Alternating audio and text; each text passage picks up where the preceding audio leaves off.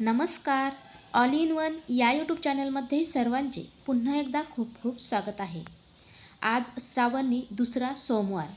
आज आपण घेऊया त्र्यंबकराजचे लाईव्ह दर्शन. तर सर्वप्रथम आपण कुशावर्त या ठिकाणी आलेलो आहे. या ठिकाणी आंघोळ करून नंतर त्र्यंबकराजचे दर्शन घेतले जाते. सर्वप्रथम कुशावर्तचे दर्शन घेऊया.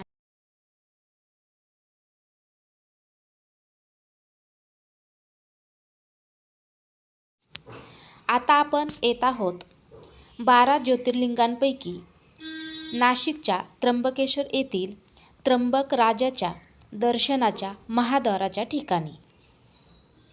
तर या ठिकाणी हे त्र्यंबकराजाचे दर्शन घेण्यासाठीचे महाद्वार आहे.